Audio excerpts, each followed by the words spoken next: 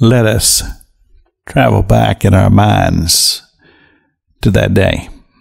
The day I'm talking about is the day that this very desperate woman came to a place where there is a multitude of people, all just jammed together. And she knew that in the midst of that crowd of people, there was hope. And she was determined that she was going to make her way through that crowd just to touch Jesus.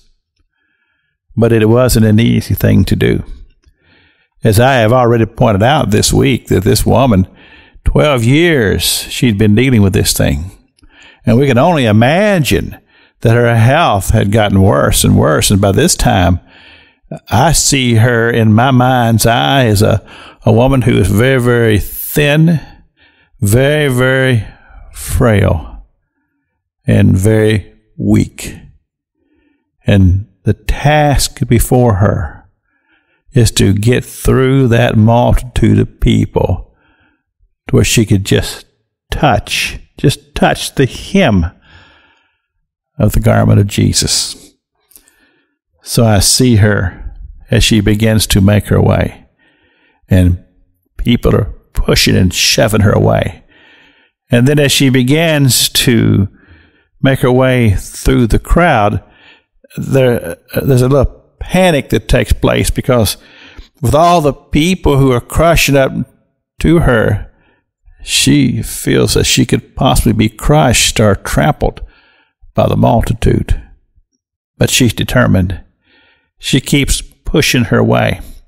Slowly, surely, steadily, she's making her way through this crowd, never losing the perspective of her heart and her mind that at the end of her quest, she will touch Jesus and she will be healed.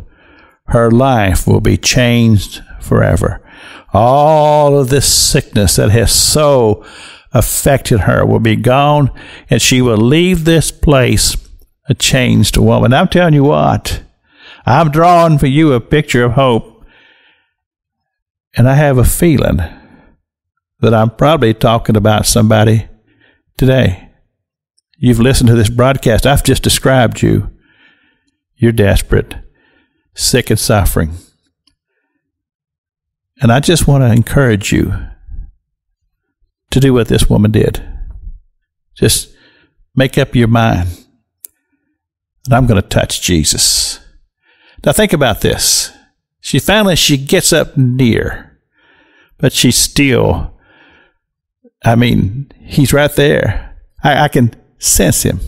I can feel him, but I can't get to him, because as Peter said, the crowds are thrown together, and I can just see this little woman with this little bony hand just trying to push her hand through that crowd of people just to get her hand, her fingers, just pierce through the other people, that she could just touch him. And she did. And Jesus said, "Somebody has touched me." Peter said, "Everybody has touched you." He said, "No. Virtue has gone out of me. Somebody has been healed." Hallelujah. This is Pastor Jack King with the gospel on the radio broadcast.